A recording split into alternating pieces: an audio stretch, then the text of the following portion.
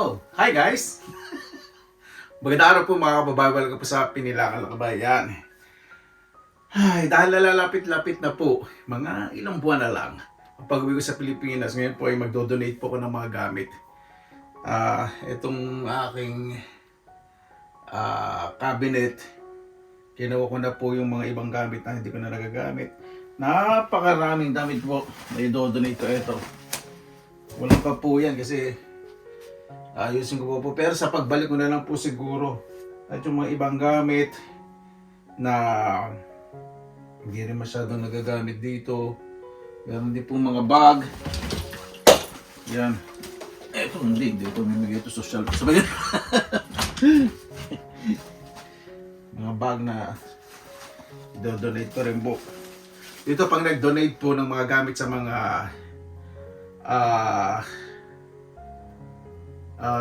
lugar o kahit saan kung magbenta, kailangan po malinis po lahat. Yung pupuntahan po natin, doon po ako bumibili ng mga pasong maliliit para sa panghalaman ko. Yung mga binibenta ko po mga succulents, yung mga pang-dekorasyon kapag may request, doon po binibili. So, doon ko po dadalhin po ito kasi marami pong natutulungan po yung second-hand shop na yun. Hindi ko pa sasabihin kasi bawal po eh. At saka bawal din po umuha pag nilagay ko po yung mga gamit. Pwede po kung tingnan kapag empty pa lang. Pero kapag yung ilalagay ko na yung mga gamit, bawal po. Kasi sinabihan naman po, pwede mo video pero wag lang pakikita ko yung paglagay. Kasi syempre, yung mga damit na po syempre pag nakita tapos binibidyo ko para sa mga gamit, para respect po. Respect po yun. Yan. Simple lang po yan. Marami din po nang idadalate ko. Ito, nakakahon na po ito isa. Mga jacket po. Inayos ko na talaga. Meron po palang lugar doon na yung mga kahon pwede nila ibenta. Tapos doon sa ibaba, second shop po yun ha. Sa taas po, may mga pulang kahon. Doon ilalagay yung pwedeng ibenta. So ito, itong nasa kahon, ilalagay ko po sa baba. Ibig sabihin, i-donate nila, hindi na pwede ibenta. Kasi pag binisita ko, ang dalagay na benta, hindi pa pwede. Ito po pambenta. Ito, kasi magandang klase po ito. Yan, napakarami po talaga. Di ba? Tingnan pa po natin dito sa bahay ko ano po ba, baka tinatakpo ko yung tiyan ko. Hello? Para di masira ang reputasyon. Saan ba ito? Titignan ko pa po kung ano yung mga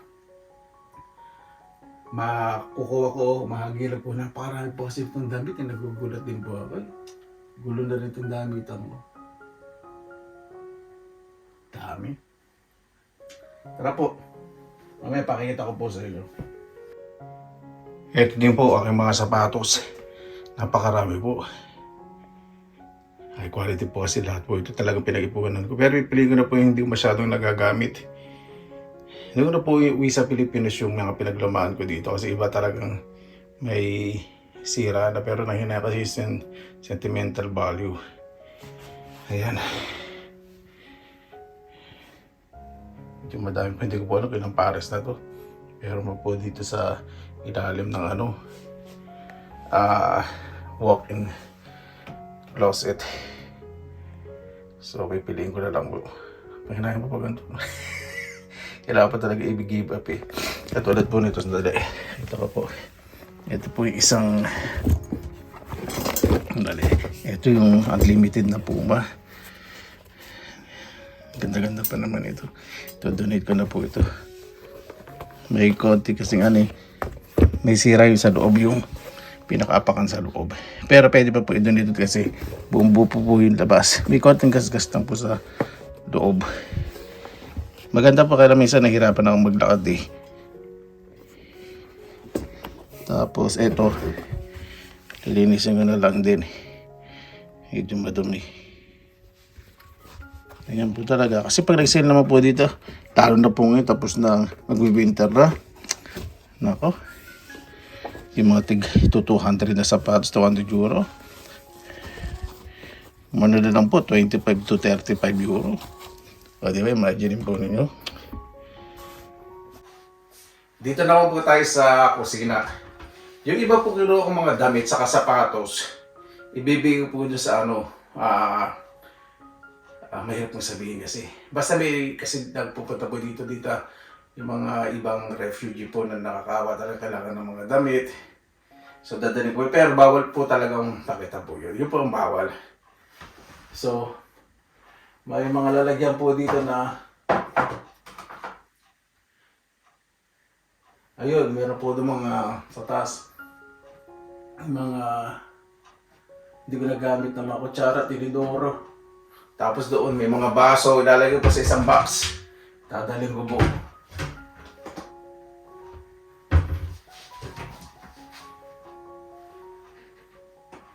Pagkain, hindi po ako nag-donate kasi supportado naman po sila sa pagkain. Yung mga gamit po ng mga gamit talaga. Kasi pag dilipat po sila sa isang bahay, hindi po lahat syempre may gamit. Importante po kasi may gagamitin sa pagkain. Yun po yung iniisip ko eh.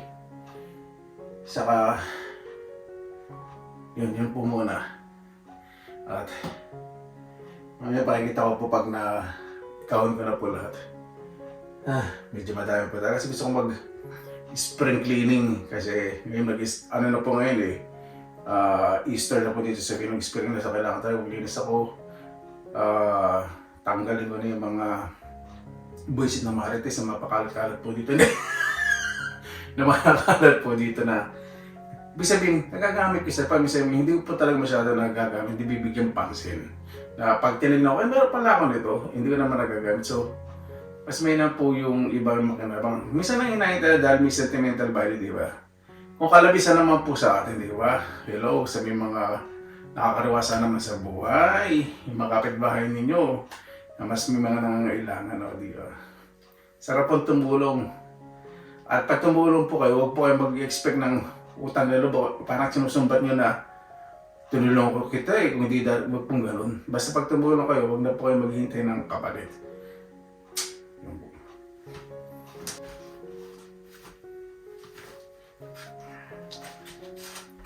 Ayan, napakarami po.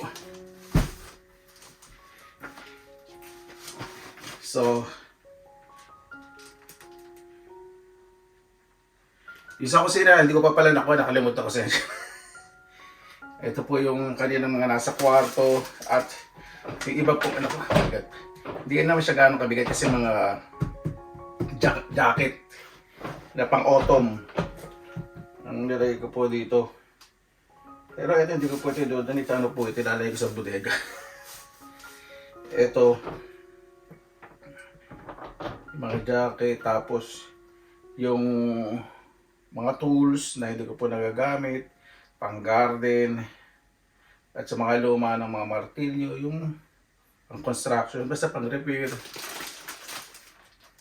Ito yung mga damit, ito mga jacket din, sa ibang kailangan pong damit. Yan po mga kababayan. At, meron pa pala dito.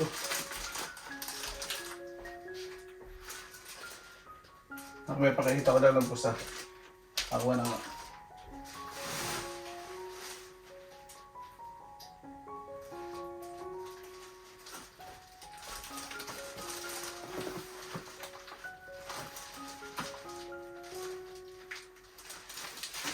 Ito yung sapatos sa kabag po. Dito ko na nilagay. Kasi ito may bag din. Maliliit na home accessories, bag, sapatos.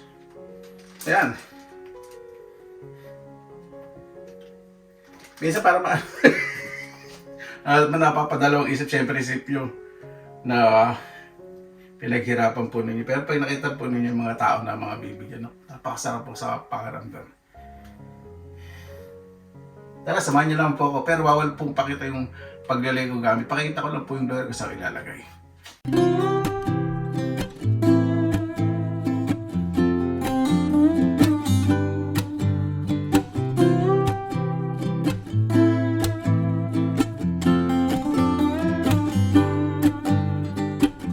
Ayan po mga kababayan. Hay nako, meron po kasi nakaklase sa Finnish language course kung bakit nag-pack din po ako ng mga pagkain. Dahil nga po yung mga kababayan niya po, syempre, refugee po siya. Ayoko po sabihin kung 10 bansa. Parang respeto na lang po. So pag nakikita ko po siya, hindi po kasi nagsasalita po yun. Alam ko po na kailangan po ng mga kababayan niya, ilan na kababayan niya ng mga pagkain. Kasi pag nakikita ko po talaga sila, lagi po silang nasa second hand shop.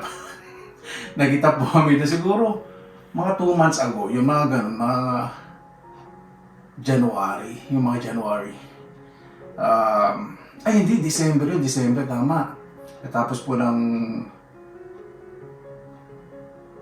December yun. Basta nakita po kami second hand shop. Kasi yung po talaga puntahan po talaga ng mga, alam po ninyo, yung mga hindi po nakakariwas at nakakatipid. Mga kuripot ako, kuripot po. At hindi ko naman po sinabing nakakariwasa po. Kung nagpapasalamat po sa Panginoon dahil napakaraming biyayang binibigay po sa. So itong mga pagkain po ito, kailangan po walang bawas. So hinuwalay ko uli. Doon sa time-lapse, hindi ko na po. Kasi dapat ibibigay ko na rin yung may bawas. Inisip ko, hindi.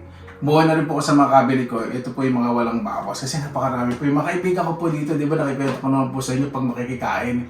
May mga dala po talagang mga ano pagkain. Katulad po nito, dali pakikita ko po. Example na lang. Itong mga walnuts, mga mani, cashew nuts, hindi po masyado kumakain na ganito. Yung cashew nuts kumakain po ako. Pero yung hindi po lahat.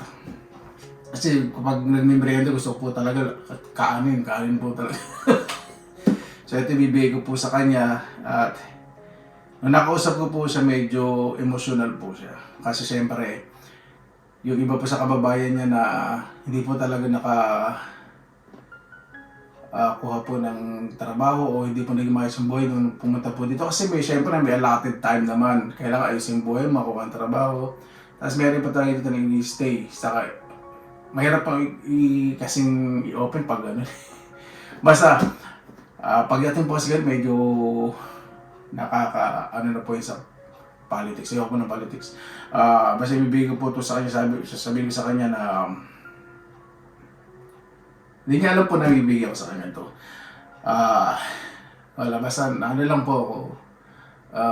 Kinukontrol ko po yung emotion kasi nakita ko po talaga basta, respeto na lang po sa kanya. Pag binigay ko po ito sa kanya, yun, napakabait po kasi sa akin ng tao po na yun eh. Yung mga tao po talaga dito, hindi ko po masyado pinakikita sa video. Tulad po siya, ayoko po. Yung mga tao talaga sobrang... Yun po kasi tinitira ko sa sarili ko yung mga taong sobrang nagmamalasakit po sa akin eh. Na ayaw nila sa camera at gano'n po dito sa Finland eh. Ayaw po nila sa camera, lalo po yung mga kaibigan kong Finns. Tapos yung din po, syempre galing po siya sa ibang lugar na medyo challenging yung bansa nila at ayaw niya po sa camera. Sabi niya po na kaya ayaw niya sa camera kasi marami daw nagpupunta sa bansa nila na pinagkakakitaan lang sila para makolekta ng pera. Yung kahirapan daw po nila at yung sitwasyon sa bansa nila, pinagkakataan daw po ng mga ibang nagbibideo para pagkakitaan po sila. Minsan wala pong consent, walang pagpalabas sa buko na lang po ng video. Kaya ayaw niya po ng gano'n. Sabi ko, hindi ako ng video. Kasi alam niya naman po nagbablog ako eh. Kasi friends ko naman siya sa Facebook. Sabi ko, wala, nangamusta lang kung saan na siya. Yun, maayos naman po, nagtatrabaho na po siya at kahit sa mga bagay na ganito ay makatulong po sa mga bago po niya mga kababayan na dumating po dito sa Finland. Siyempre sa Pilipinas, di po natin naranasan na may mga ibang refugee na nakikita natin, di ba? Meron po sa ibang Asia, Southeast Asia countries, meron din po sa Pilipinas. So po, ito po meron po. Sa bandang Palawan at ibang lugar pa po. Opo, hindi ko ba sasabihin sa Southeast Asian countries. Natutulungan din po ng Pilipinas. Kaya ito po, alam ko pagkain at yun. Yan na po. Inuutor ko na po yung emosyon ko syempre. Isipin na lang po natin kung gaano po natin tayo kaswerte na kasama po yung pamilya.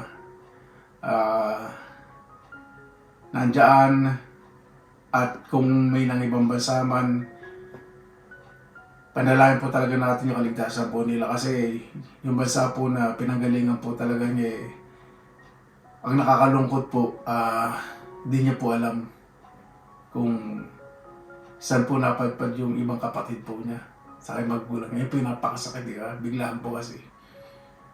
Kaya nakita ko po siya, magulgul po siya.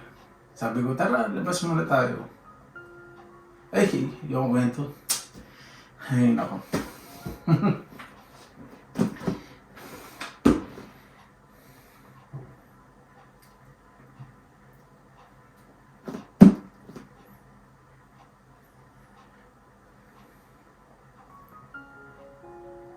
Basta, maswerte po tayo. Ilan po. Ito po muna tatapusin dito sa bahay at pumunta na po tayo dun sa lugar na pagdidonasyon ng go. At ito po yung huli ko kasi gusto ko pumunta sa bahay niya, makakwentuhan. Nakita ko rin po yung mga kaibigan. Sabi ko kasi pupunta ako, dalaw ako. Opo. Kaya ginawa po itong vlog po na ito kasi pauwi ako ng Pilipinas, naisip ko po siya. Talagang inisip ko na po ito noon pa. At baka doon po sa mga ibang damit na ginano ko po, ay hindi na lang po. Pagkain na lang po. Titignan ko po muna kasi mami yung mga size, hindi po. Marami pa naman po akong damit. Tatanungin ko na po yung mga ibang kaibigan kong mga finish kung may ibibigay. Alam po nila pag nangihingi po ako yung mga kaibigan kong finish, alam nila kung saan ko po dinadala. Hindi na po nila tira. Alam po nila, dinodonate ko po. Ayun po, isa sa vlog ko na ayoko pakita yung mga taong tinutulungan ko. Ayoko pong paraan kung paano po ako tumutulong, material man na bagay o yung moral support. Ayoko po eh. Basta, ito lang po yung paraan na alam ko na kapag kalabisan niyo sa buhay niyo sobra-sobra, ibahagi po niyo. At may mga taong mas nangangailangan na sa mga simpleng bagay na hindi inihingi, na alam niyo po na may kailangan sila, yung sense of giving, di ba? Huwag niyo nang hintay na humingi sila. May mga tao pong gano'n na hindi humingi kahit hirap na hirap po sila kasi nahihiya po sila. Ayaw po nilang maka-istorbo po ng tao, ayaw po nilang makaabala. Yun po. May mga tao po talagang gano'n na sobrang babait. Kaya yung pag-vlog po, ayoko pong pakita kung tutulungan ko yung kapwa ko. Hinahangaan ko po syempre yung mga ibang tao na nagbablog na tinutulungan. Kung may consent po dun sa mga tinutulungan po niyo, kung nagpaalam po kayo dun sa mga tinutulungan po sa i-video niya. Kasi syempre parang po sa akin hindi po sa paninira, parang ewan ko, mahirap magsalita. Kasi inisip ko na hindi naman parang gano'n na lagi ang buhay nila na alam ko kung na-video natin at walang consent tayo, parang mas minamaliit natin sila. Parang po yung dating, hindi po ako against sa mga nag-video po. Pero hinahangaan ko po. Siyempre marami naman po sa mga vloggers na humingi po ng pahintulot bago po sila mag-video. Basta hindi pahintulot kasi lalo na po sa Pilipinas kasi hindi naman po laging gano'n ang buhay po nila. Pwede po magbago. Wag po tayo basta kuha po ng video. Na parang gano'n ang buhay nila, ganito. Wag po kasi parang pinahiya din po natin sila. Minsan hindi po sila nagsasalita kasi yung matindi po yung pangangailangan po nila. Yun lang po para sa akin. Wala pong against kanya. Tara po, samahan po na ninyo ako at eto, hindi ko po kukuha ng video pero yung tulad po yung sinabi ko po kanina, yun. Bawal pong pakita kung saan ko po nilagay o ng mga gamit na ibibenta o donate ko po. Kasi respeto po yun eh. Ang po kasi yun, attitude nila, respeto kasi dun sa mga bibigyan yun. Na hindi mo na kailangan ipakita kung ano ibibigay mo sa kapwa mo. Yun po yung nila. Hindi mo na kailangan ibigay kung magkano, kung anong material na bagay.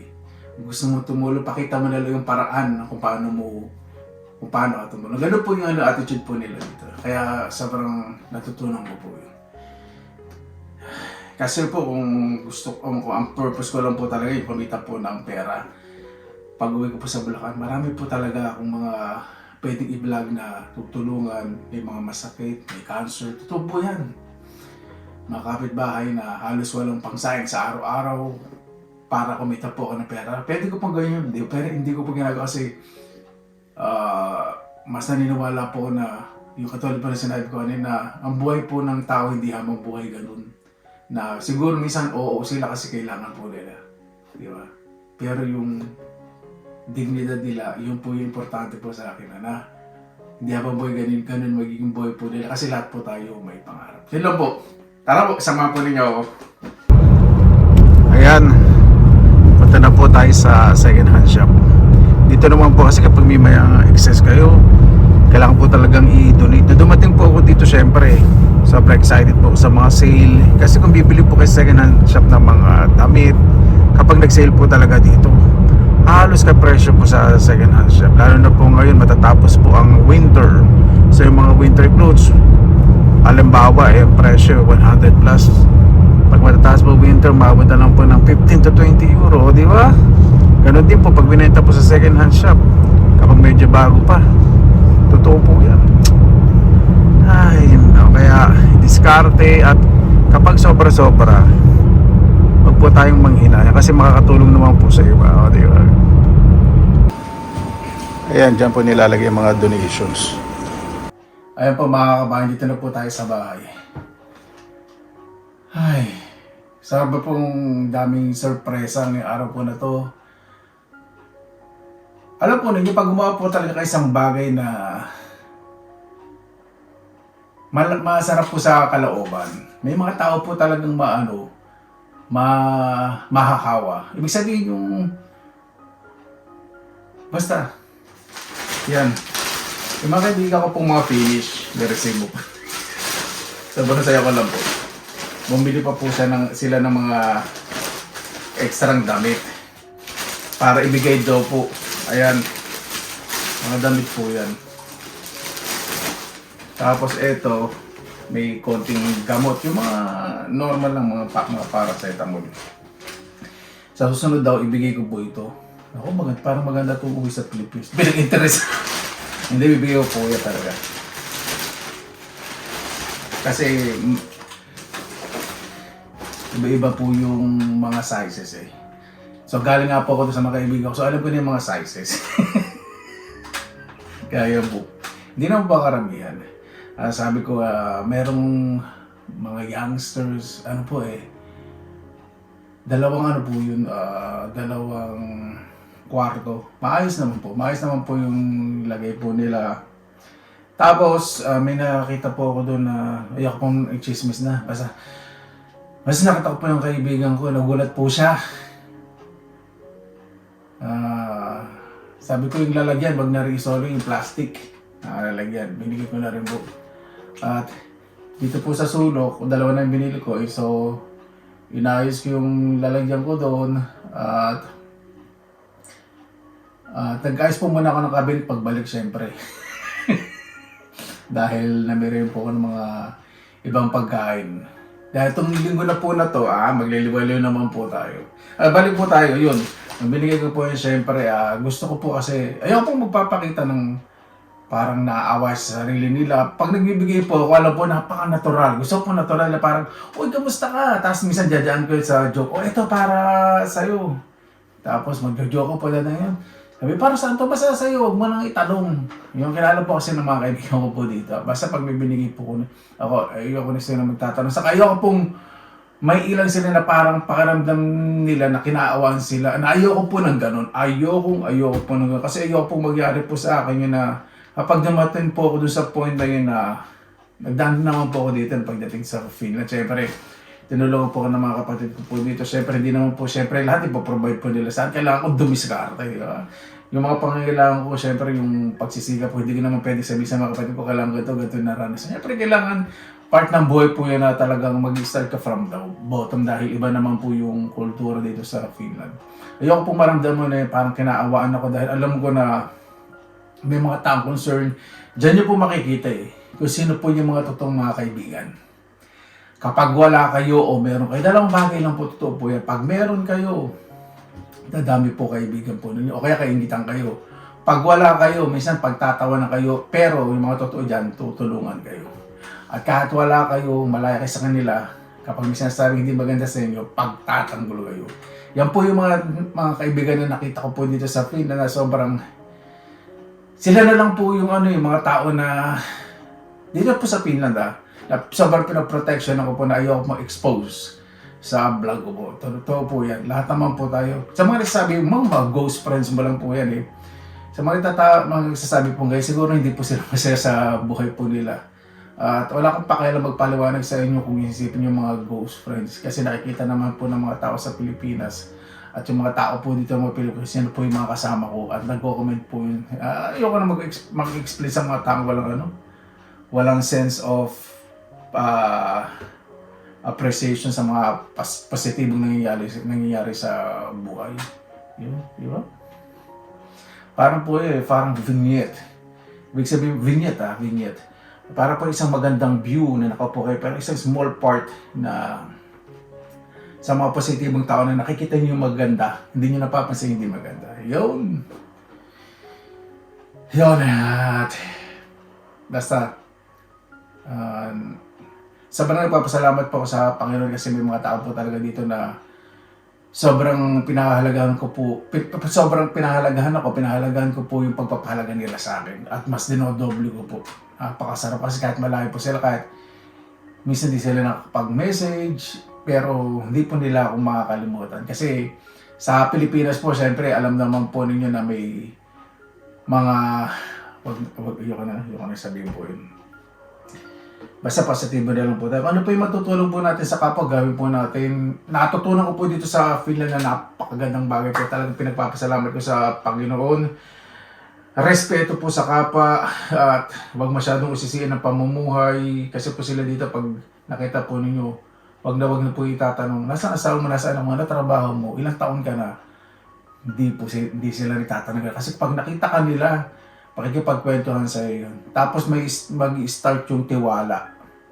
Yun. Sila mismo, hayaan mo silang mag-open kung ano yung pamumuhay nila, kung anong klase sila ng tao. Hindi yung inuukig mo lahat. Yung ganun. Saka natutunan ko po dito yung pagbibigay na hindi mo na kailangan ipakita kung ano yung binigay mo o natanggap mo. Basta share mo na lang kung ano yung paraan at kung ano yung magagawa mo. Kapag nagbigay ka, huwag ka na maghihingi ng kapalit. Wala dapat utang na loob. Dito ko pa natutunan na kapag nagbigay po kayo sa kanila, merong ibibigay silang kapalit agad kasi ayaw po talaga nila ng utang na loob. Wala na po sila dito kasing term na utang na loob. Wala po silang ganun. Kasi meron po silang sense of giving. Ibig sabihin, meron po silang pakaramdam na kapag nagbigay na taon, ako nakakaya. Marunong po silang mahiya. Yun po hindi utang na loob.